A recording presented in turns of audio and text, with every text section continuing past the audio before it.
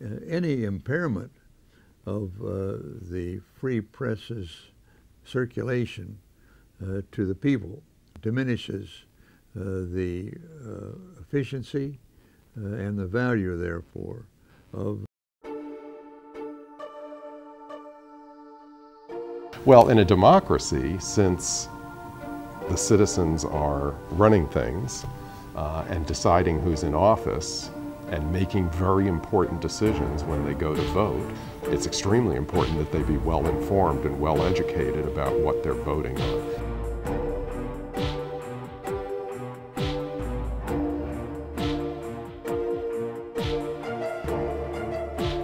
The majority of the media in this country still do not serve the public interest. Democracy relies on an educated electorate. Turn it around. If the electorate is not educated, you can't have democracy. You've got democracy by the mob.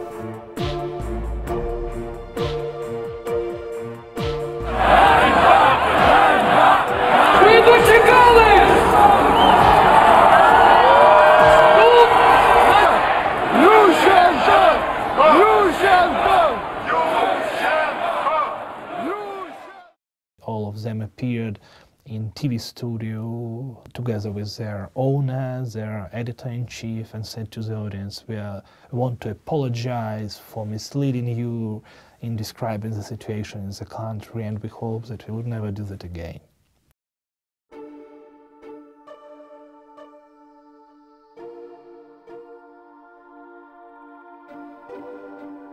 You can't run a modern society without educating your population. You can't educate them just on technology or science. No, you educate them to think, and guess what they think about?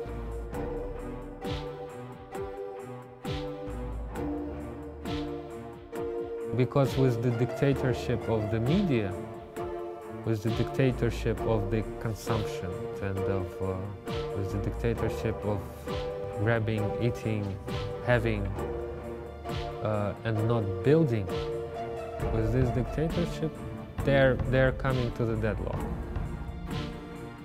And meanwhile, you've had political leaders promising democracy, free and fair elections, and those leaders have continued to control the media.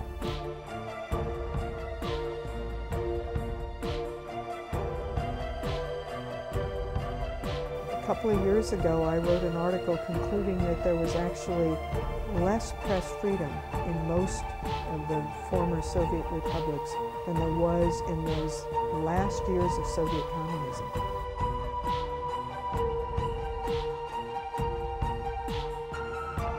The issues in Ukraine or Poland or Romania and in America have many similarities. And that is the challenge and tragedy of journalism everywhere.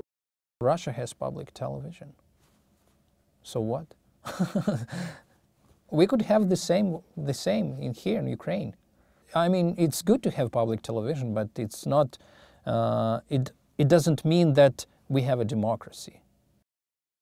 At the time of the collapse of the Soviet Union in late 1991, I think there was great euphoria about what was going to follow in terms of democracy, in terms of a free press. After a while, it became obvious that things were much more complicated. I covered Jordan for many years. King Hussein wanted really badly to turn Jordan into an open society. The only real Arab open society at the time. And where he ran into trouble every time was when he started loosening restrictions on the newspapers. Well, in Poland, they created 3 separate public broadcasters in radio. One was the sort of the old-style Soviet broadcaster. There was a kind of a cultural second service. And then there was a third channel, which was run basically by young people, which was just wonderful. Beginning with the Philippines, South Africa, other African nations, some, certainly Soviet Union, Eastern Europe, all those countries suddenly broke out of the authoritarian mold. How did they do that? Almost without bloodshed. Because the societies, the people themselves said, okay, that's enough. I worked in South Africa. Nobody in the 1980s when I was in South Africa believed that would ever change without a bloody revolution. Black or white. Nobody believed it. The Afrikaners used to talk about come der Tag, come the day. The first black president of South Africa will wade to his office knee-deep in black blood. And it didn't happen. Didn't happen. Nor did it happen in the Philippines. Nor did it happen in Eastern Europe. Those countries changed because their societies changed, reached a critical point, and the guns were irrelevant. Secret police were irrelevant. It wasn't planned. It wasn't a revolution. It was an evolution. That's how free presses develop.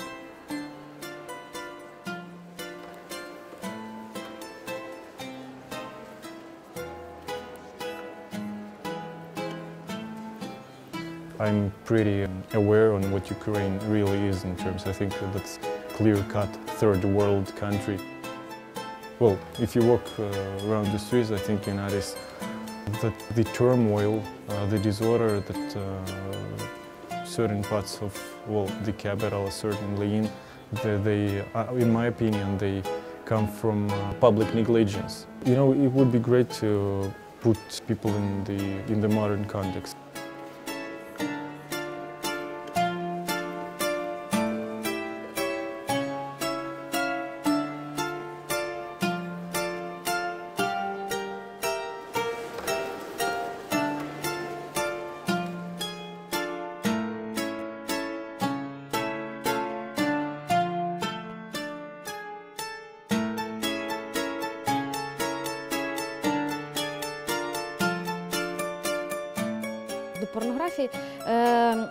After the Orange Revolution, a lot of changes took place.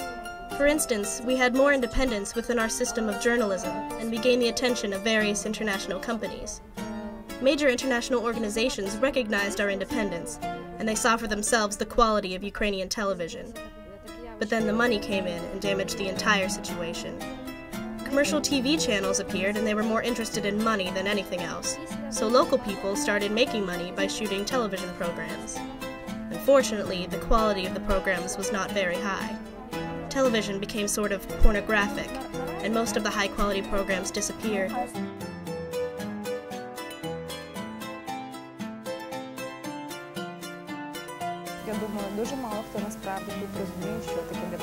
Certainly people say they want democracy, but I don't think our country really understands what democracy means. We've been told about democracy since we became independent, but we have never seen it. Sure, we have freedom of speech, we have a lot of political parties, we have public organizations, and our elections are free enough, but what does all of this provide to the welfare of the population? I don't know.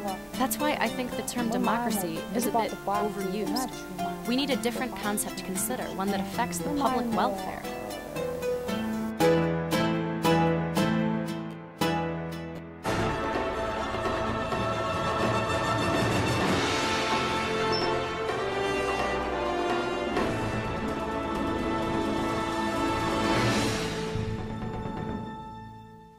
Здравствуйте, в эфире программа «Здравые мысли» и я Михаил Дейч. There's an insufficient level of journalism education in Ukraine today. You have to understand that most of the people teaching journalism in our country have never worked a day in their lives as a real journalist. And you also have working journalists who have never studied journalism in school. You might have someone who has taken a 3-day training course over the weekend, and now they think that that qualifies him to be a journalist. Both of these approaches are insufficient. Well, ever since the Orange Revolution, there's been what you might call an extraordinary liberalization of the media, especially the media that has the most influence in our country. See, the national channels of Ukraine have stopped their manipulation of public opinion in one way, meaning that they've stopped using these outlets to preach their own political views. But now the manipulation is in the form of capitalism, and somehow the media has been converted from a means of political propaganda to a means of business propaganda.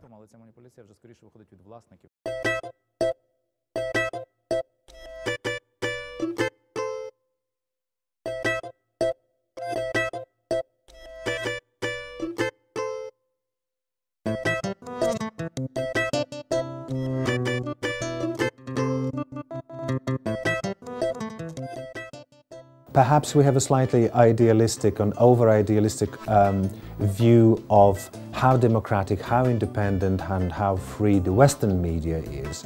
Not so much because of the political restraints or constraints, but also because of the commercial nature, highly commercial nature of Western news, which somewhat limits those ways of conducting journalism. Do you give the public what you believe it should get? Or do you give the public what you believe the public wants? If you give the public what you believe the public should get, you being the journalist and you supposedly being the person who knows what news is, then you and a very small group of people are deciding what is news in a certain country, and that's dangerous. If you are a for-profit enterprise and your job is to make money for your television station, then you want to reach the greatest amount of viewers you possibly can. And to do that, you project your message to the lowest common denominator. And you start covering things that could never be defended as being real news.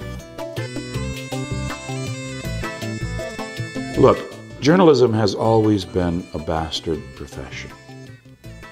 Okay? It has always been split between being a business and being a public service. Whether you have a newspaper or a television station or a radio station, you gotta make money. It's there to make money. So you have to make a profit somehow. When you are driven by the bottom line, which is what has been happening as you get into larger and larger corporations, more concentrated ownership, all they're interested in is the stock price going up. Take, for example, the famous O.J. Simpson case here in the United States. The year before O.J. Simpson went to trial, CNN television, well known in audiences all over the world, had a loss of 25% of its audience. Then O.J. Simpson went to trial. CNN changed all of its programming. It was dubbed the O.J. Channel. All it did was cover one trial all year long, covering every aspect, every minute of this ongoing drama. That wasn't news, but its ratings went up 400%. NBC, CBS, ABC have a lot more competition, and they depend on having many viewers so that they can sell advertising at higher rates because their programs are reaching more and more people. Well, now they're reaching fewer and fewer people, and that has an impact on what they can charge for their advertising. And ultimately, if they're getting less in advertising revenue, they have less to cover the news, to send reporters around the world and cover stories. CBS News, which still has many fine attributes to it, is not the news gathering organization that it once was. In 1990, CBS News had 38 foreign correspondents in 28 bureaus around the world. They now have 5 foreign correspondents in 4 bureaus. Look at the state of news in America today on television. It's not news. Our morning talk shows used to be 2 or 3 hours of news.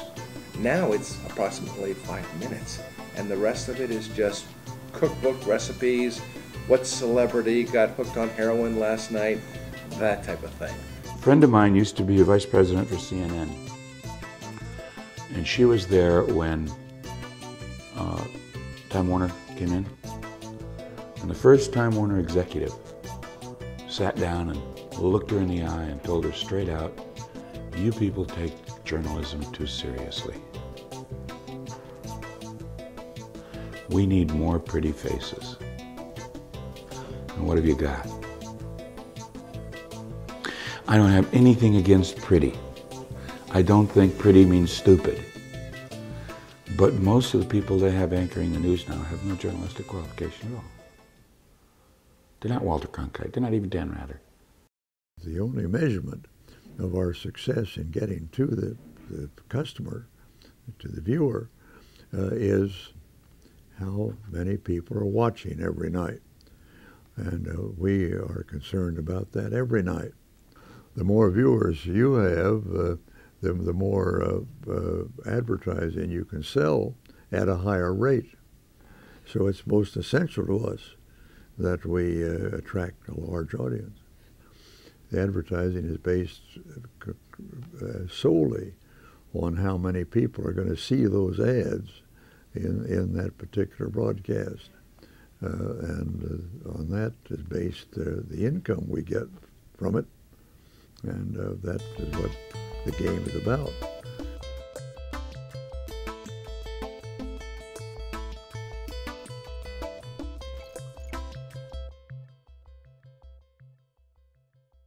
French Canada was basically founded by the army and the church.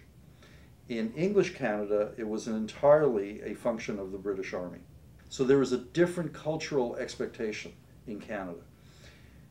Both the BBC and the CBC are expressions of that more conservative, top-down cultural manifestation. What's interesting is public television evolved from the local level up, so that they could have a community station that was free of commercial influence. I haven't thought of it this way before, but it's almost the way the United States was formed. You had these colonies that evolved into states who got together and formed this confederation that became the United States. Public broadcasting, as Europeans understand it, really doesn't exist in the United States. You don't have a public broadcaster per se. It's a collection of public stations rather than a single public broadcaster. That's why I say it's different from the European model. Okay. And I think that at a time in America when commercial journalism is being defined by what value it has to Wall Street, and the value it has to Wall Street is often antithetical to the values of good journalism. We have to be able to engage journalists and management and the public in a way that says there's nothing wrong with making a profit for a newspaper, but if that profit margin has to be so large as to negatively affect the ability of that newspaper to serve its community, then there's something wrong. So our new philosophy of journalism should start with what the journalism should be about, what journalists can add to the civic society, how they can grow professionally to serve this audience in much more better ways than it was before. We're dealing with a country that is nominally democratic, where the democratic processes are taking place, but on the philosophical level and in the sphere of the mindset of the people, old patterns still persist. I would put it this way: we still deal in Ukrainian media with what you might very crudely or simplistically put as ritual journalism. In its most extreme example, in the past, you'd find in communist times news bulletins virtually exclusively stories like president of that republic shook hands with the prime minister of that republic, and they had a very constructive meeting and signed a lot of agreements. Now you find a very similar range of news, but only told in modern media speak. So you'll find on television channels CNN-looking types of journalists telling colorfully put news, but which do not amount to much more than they did 25 years ago.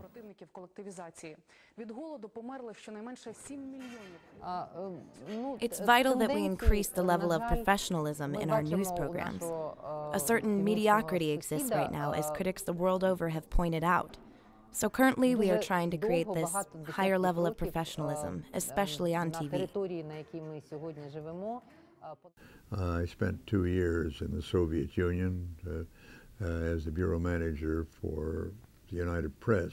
The few Russians who I was able to talk with and with any seriousness all understood that their press was certainly controlled by the government, every word of it. And they were very careful of criticizing their own press. But at the same time, they understood that they could not be considered peoples of much intelligence regarding their own government and their own country as long as they did not have a free press. Okay, so how do you train a journalist? Well, that depends on what you believe journalism is. Some people think that journalism is simply a set of skills, a handicraft that can be taught to anyone just like you would train a plumber. But others believe that journalists are more like a lawyer, and that it is vital to give all journalists a fundamental humanitarian education, and that you cannot be a proper journalist until you have read a critical mass of books. For me, I think that the truth lies somewhere in the middle. A journalist must be well educated in order to know what it is they are talking about, and also so that they cannot be manipulated. And journalists also need to have the proper skills to be able to get their information to the people. The Ohio University Ukraine project started with a grant from the U.S. Department of State, the purpose of which was to facilitate a free and independent media in Ukraine. Our partner in this project was the National University of Kiev Mohyla Academy, one of the leading journalism schools in all of the former Soviet Union. So we would try to give the skills our students would need to realize that they can change the society, they can be the very independent branch of the society, and not to, at least not to be the part of propaganda machine.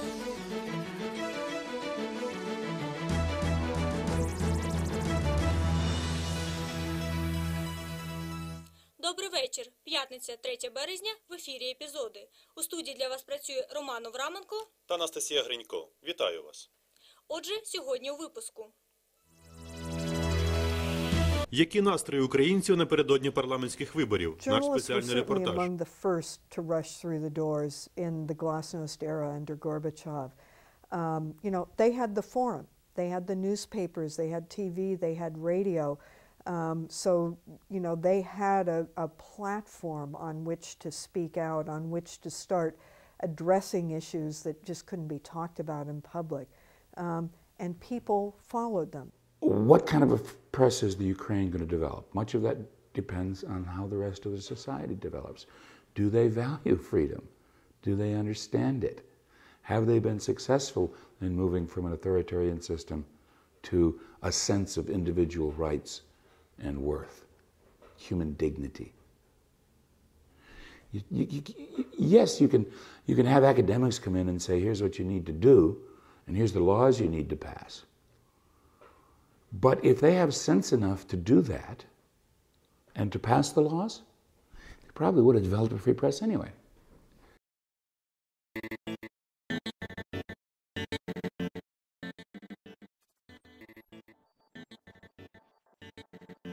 Democracy? To me, democracy means nothing in this country. I don't believe in democracy. Democracy produces anarchy.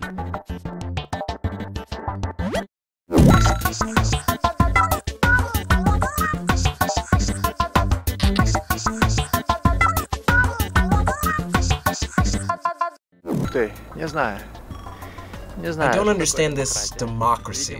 I don't know. Maybe it's because I don't believe in this type of government.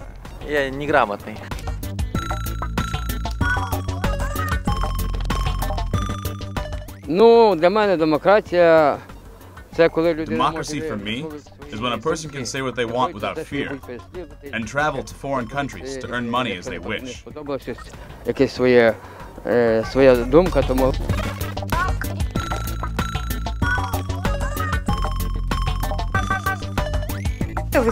Democracy is freedom of thought, freedom of expression. And for me, democracy is also an absence of corruption.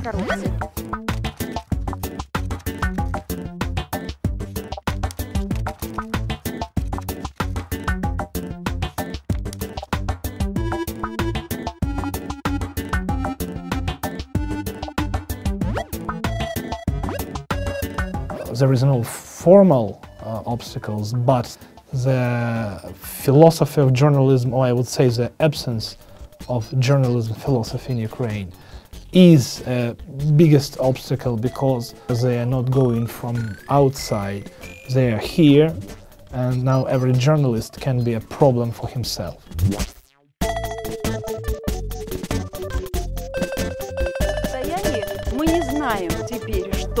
I cry for the situation in Ukraine. Most people today, they are lazy and stupid. I lived through World War II. The situation now is not much different than it was back then. The main thing is, we need democracy. There are many people in this country who believe in democracy, but it is not a democratic country.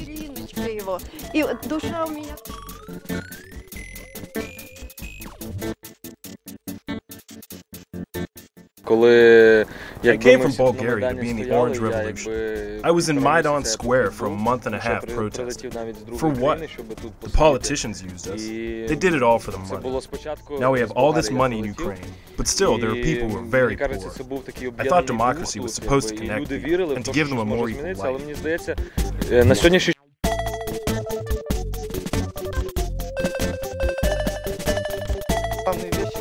The Orange Revolution divided Ukraine in half. Now half supports the current president and another half supports the previous president. It's important that our country comes together. We should not be a divided nation.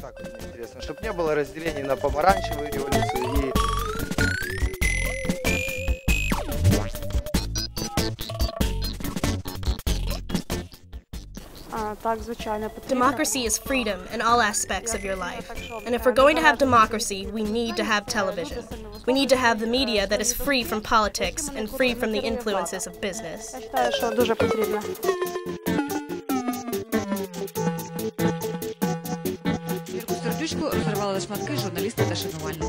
Народ весь стал. И это я еще в начале, друзья, я уже тоже говорил на прямом эфире, я забыла первое, вот вышло, как пересохло в горле, но бывает. They have a political and journalistic culture that has tested them beyond anything that Americans could possibly understand or experience, but we have to. We have to learn from the experience of our colleagues in Eastern Europe. And how they balance those competing interests is exactly, or in many ways, close to what American journalists are trying to do today.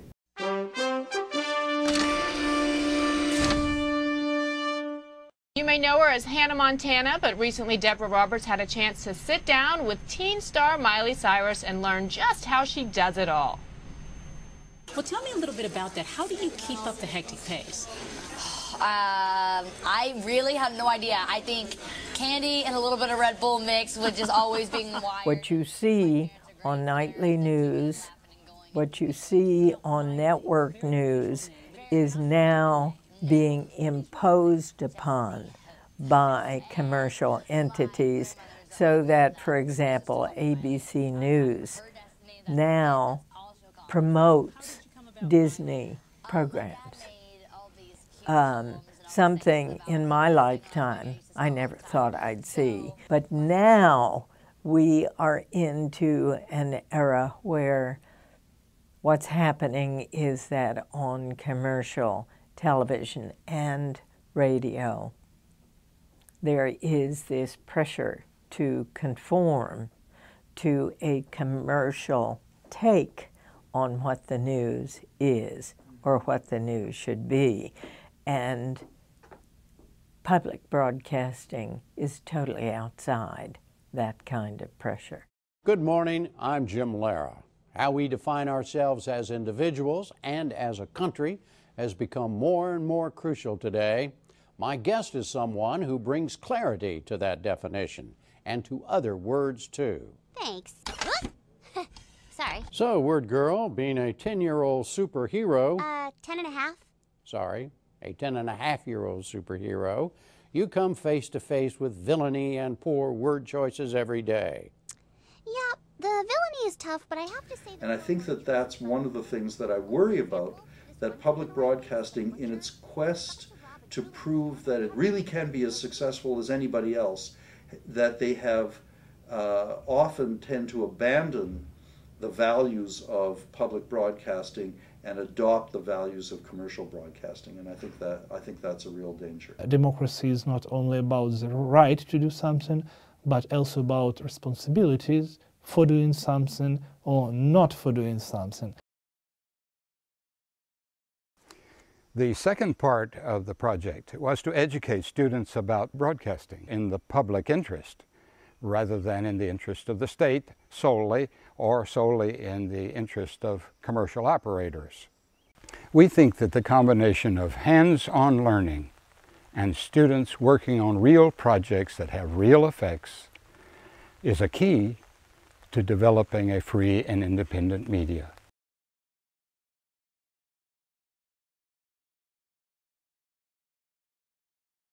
What sorts of proposals have you gotten that you've seen could be possible for the Ukrainian people? There's a problem with this because all those people who had those different ideas, who want to be the top managers, that's probably their main goal. They want to be top managers. They're not altruistic. They just don't want to, build public television. First of all, they want to be top managers. And each one of them... I think one of the things has to do with commercials and like certain programming they had, like a lot of other stations had to compete against each other, like certain time spots, how many people are viewing this. If you had a public broadcasting, they were privately funded by the government, they didn't have to compete with other local stations or, large conglomerates, and they were able to voice the opinion of a lot of diversity and make sure that the arts and liberal arts and children programs were available. And I think that maybe we could go to our society is not ready to have public radio and public television, because if you, for example, ask people if they want to have public radios or public television, they would say yes. But if you ask them if they are ready to pay for having public television and public radio, a couple extra bucks, I would say that 95% of our population would tell no. Even in the countries where there is a democratic evolution, the concept of a public broadcaster as seen in the UK or in other parts of Western Europe is not fully understood. So what happens in a lot of cases, and happens often for a long time after that transition is made, is there's a struggle between basically commercial broadcasters and the old notion of a state-owned and state-controlled broadcaster. Neither government nor the public fully understand what the role of a public broadcaster is. Public broadcasting, by definition, is a misnomer. It means technically one of two things: broadcasting by the public or broadcasting for the public. In fact, in this country, that's not what it is. It is government-funded, taxpayer-funded money that is allocated by a small group of people toward programming it finds compelling to be broadcast to a rather small audience that likes that kind of programming. The broad public doesn't come into this conversation, yet we call it public broadcasting. It might start with semantics, but I think it has real meaning. Public broadcasting, because it's not founded primarily as an advertising-supported industry, which the rest of media in the United States is, looks at viewers, and in the case of radio, listeners, as citizens rather than as consumers. And I think starting from that difference, you end up with a very different kind of content. If by public broadcasting you mean broadcasting that's provided by the public, then it would technically mean the broad public funding it willingly through contributions. But that's never going to happen, because within the broad public there's always different ranks and different viewpoints. And if one viewpoint gets aired, the other side is not going to want to support it any longer. So that really won't work. But really the double-edged sword of the system that we have here is that we have a very diverse funding base, meaning that there is no one funder, if you will, or no one category of funding that really dominates. But I think with that kind of a diverse funding base, you avoid even the perception that there could be any influence. I think the difficulty is it's always a struggle to fund public broadcasting by raising the money from those different sources every year. If by public broadcasting you mean broadcasting for the general public, that can be done, but there's going to be no such thing as purely objective broadcasting. It just doesn't exist. The old adage about the golden rule, he with the gold rules, applies here. Whoever is putting up money, whatever entity is putting up money, to one degree or another, that entity's views will be reflected in the programming. In commercial broadcasting, since their support comes from advertising, it is critically important that they generate certain sizes in terms of audience and certain types of consumers based on what their advertisers are looking for. So they create the content in order to attract those particular audiences to satisfy those particular advertisers in those particular time slots. In the case of PBS or others in public broadcasting, since we're not depending on advertising for our support, but rather that diverse base of advertising that I talked about, a diverse base of funding that I talked about, we're really there with the mission of serving the American public as citizens. Part of the issue of good journalism is that we, whether we are public broadcasters or commercial broadcasters, that we are not beholden to any one particular interest, whether it's political or cultural or economic. How you inculcate that in America is the same challenge as inculcating that in Poland or Romania or Ukraine. How do you find ways in which you are not just appealing to the commercial values of the marketplace, and you also have at the same time have to make sure that you are not simply delivering the hearts and minds of your audience to the rulers of the day. And that's the challenge, I think, for journalists, whether they be in Washington or in Kiev. We had a free press in this country. We got the First Amendment because our society was free. Our values were those of individual rights and human dignity. We're not going to be able to impose it on Iraq if that society hasn't reached a point where they value it themselves. And if they have, we don't need to impose it. In Nicaragua, in the 80s, there was La Barricada. Everyone knew it was a communist Sandinista front. When the other publication was published, everyone knew it was an anti-Sandinista message. If the public knows what the agenda is, assuming there is a stiff agenda, then that's rather healthy. I've watched Vietnam move from completely authoritarian to a more or less open society.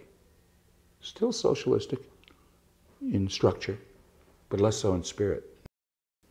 It just seems to happen in the pursuit of economic success. You know, I was there when Artyom Borovik wrote his groundbreaking pieces about Afghanistan for Ogonyok magazine, and people were just voraciously reading this, you know, for the first time about Soviet soldiers in Afghanistan actually dying there. What is China finding out? You can't have an educated populace, technically, that doesn't ask for human rights. I lived in Japan for 8.5 years, certainly considered a free country with a free press. drove me nuts to read the newspapers because they are considered part of the ruling elite, the ruling system. They're as much a branch of government as the legislature or the judiciary. We do view democracy in this country, seems to me, in a rather special way, and the question has become, can our view of democracy be added to, imposed on, used by other countries? Keith? Yeah, it's a really interesting question. You could devote a whole show to this. Absolutely. Just in short, I would think one of the things I've seen over the last 10 or even 20 years was kind of a debasement of the word democracy. It's interesting to me how many military dictatorships allow themselves to have sham elections so they can cloak themselves as democratic when in fact they're not. I covered a lot of quote-unquote elections in Africa that wouldn't meet any democratic standard, and think elections that just returned the same strong men to power. I don't think we could call those democracy. I think what we have learned over the years is that the holding of an election does not a democracy make. There are some things I think you want to look for in general to say that a country is a democracy, and that would be respect for minority rights, respect for the losers' rights, respect for human rights, independent institutions, and that would include the judiciary and a free press, and a separation of powers of some sort, so you don't have a concentration of powers in one institution. Yeah, I absolutely agree, and I think the Bush administration has learned this at great cost. The signature announcement in President Bush's second inaugural was that he was going to end tyranny in the world. I'm paraphrasing here. But we've seen over the last 3 years the Bush administration push for democracy, or push for elections, not democracy, but push for elections across the world, particularly the Middle East. And what we had was a government, Hamas government, that won in Palestine. We have a fractured and sort of paralyzed government in Lebanon. And on and on and on. So I think you can make a critique that they have pushed too much on the elections, but not on the other aspects of democracy that Keith was just talking about. I think a certain degree of modesty is in order for the West, and perhaps particularly for the United States. I think the way in which the presidential election in the year 2000 worked out in Florida certainly undermined the credibility of U.S. democracy for many people. I think equally the very low turnout of voters in American elections sort of takes some of the democratic shine off the shining city on the hill. And so many different countries that do have, I think, what we would recognize, what we would call a democracy, France, Britain, Japan, have such entirely different systems. It's very hard to bring them all into the same tent. I mean, in effect, France has got an elected dictator. The president's powers are so wide. In Japan, you've got pretty much a one-party system, but it is still pretty democratic. In Britain, and it looks as though we might be getting an election being called next week by Gordon Brown, we don't even have a written constitution, but nonetheless, broadly speaking, it's a fairly democratic place. And where Keith's absolutely right is that what democracies have in common is not elections. It's not voter turnout. It's very much more institutions like free ideas, free press, property rights, rule of law, and so on. The main purpose of public media is to provide citizens in the minority with a product that they need. Or to provide every citizen, especially those in the minority, with a product to which they have the right. You see, only societies that have learned to value the cost of human life and understand the basic principles of humanity, only these societies can have such a concept. Unfortunately, in a totalitarian society, the cost of human life was nothing. And our politicians, those who grew up in a totalitarian society, they have not reached this truth yet. They don't even understand the concept. They don't understand the concept that the rights of the minority should be ensured no matter what. That's why we don't have public media in Ukraine today. The Russians are developing a different system. See, they believe that right at the moment, order is more important than freedom. That's the good part of their motives. Okay? Those among them who actually do care about Russia and the people are saying simply, look, we've been driven ourselves into chaos. We've got to get control of society and get it moving. And then we'll deal with the developing the freedom part. Now, you and I don't accept that, but that's what they're saying. There is a strong feeling among lots of people that this way of democracy that we have right now is a totalitarian democracy. And in a way, when Russians are trying to push the idea that they have so-called governed democracy within their state, in a way they are right.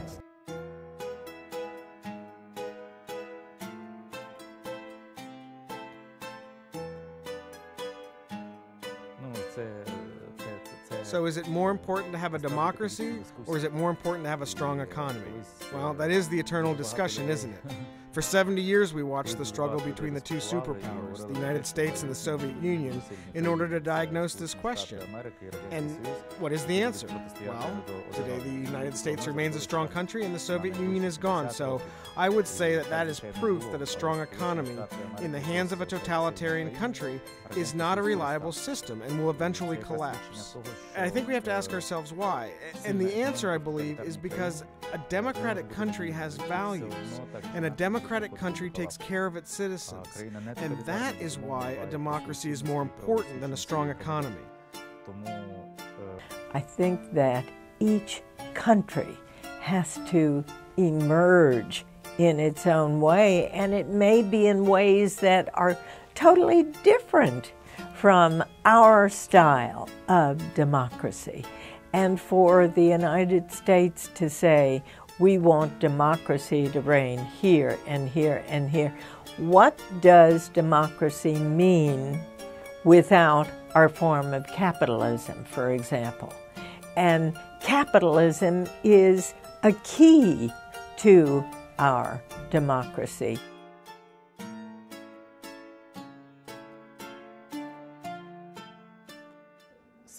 On the other hand, one might say that in order to build a democracy, you need to have a strong economy first.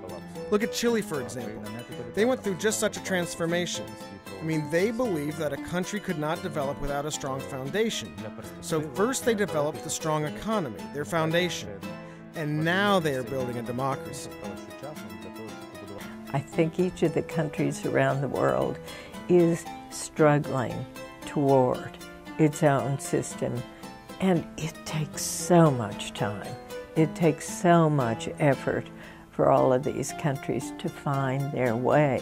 So in the Ukraine, I think of these young people working very, very hard to find their own way and to talk with one another, to move forward in small steps, to recognize what is possible and what is not possible within the framework that they now have, but to try to push forward in little steps, small steps, toward what they want, not necessarily our form of public broadcasting, but theirs.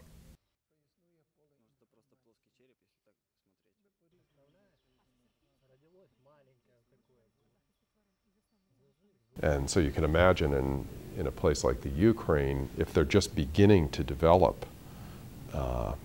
media organizations and some kind of a media culture, given that the internet already exists, will some of their institutions actually grow up out of a digital world rather than a legacy or traditional media world?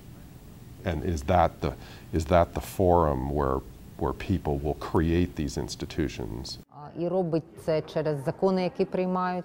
I think it's impossible to imagine that all of the power of the media is concentrated in one pair of hands anymore. Yes, everybody knows that the state tries to control the media. But it also seems to me that another form of influence on the media is emerging in society today. You see, audiences are beginning to understand that their opinions carry a certain amount of weight, and that their opinions mean something to the powers that be. If you look back at the Orange Revolution, some media outlets were definitely spreading propaganda, but the audiences recognized this very quickly, and they were able to vote by pushing buttons. Not just the buttons in the voting booths, but the buttons on their televisions as well. They chose not to watch certain stations, and so the outlets that were creating propaganda began losing ratings, and they began losing money. And because of this, they changed their editorial policies, and the news in Ukraine became more objective and more professional. So if you talk about who holds the power, yes, there is power in the hands of the state and the politicians. And there is power in the hands of the media organizations. But now there is also power in the hands of the citizens. In other words, what we would like to see, and we are very realistic about it in the long term, is the emergence of even a small group of very strong, autonomous journalists able to operate independently and being able to resist political pressure or forms of pressure leading to self-censorship. Democracy, by its very definition, is a government style in which the people participate.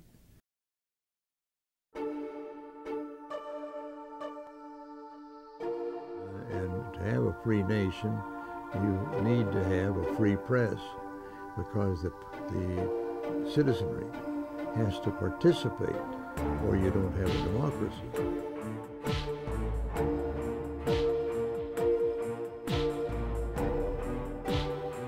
I think if we call it public, then public should create those media, like universities, but it's not government job.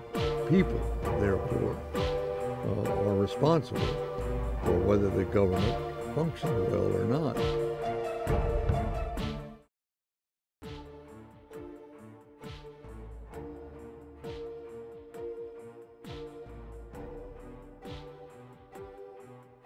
One of the important elements within democracy has to be the education of people, even if they don't want it.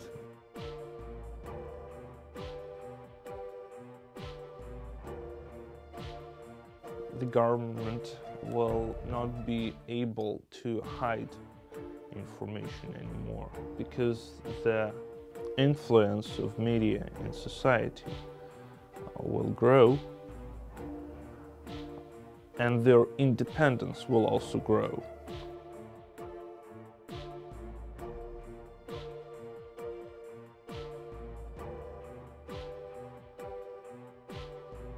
And through all this curriculum and extracurriculum activities, we want to create absolutely new type of journalism. Probably it's a brave new world, but there are very good results, and this program we created is absolutely new in terms of how it works, how it looks, how it influences young people. I believe firmly, as I said at the beginning, you can't have a free society without a free press. It doesn't work. That does not mean it will be modeled on our ideas of either a free society or a free press. The world is in a very exciting historical phase. There are millions and millions of people living in a greater degree of freedom today than there were 20 years ago, 25 years ago. The world is moving again, but not all in the same direction. We think we know what's right. That's one of our least likable traits, we Americans. We say, you gotta have a free society, you gotta have this, you gotta do this. Look at us, we're highly successful. In 100 years, the whole world will look like America. No, it won't. No, it won't. No, it'll look like the world, it'll be different. Where's it gonna go in Ukraine? I don't know, it's gonna be an interesting ride.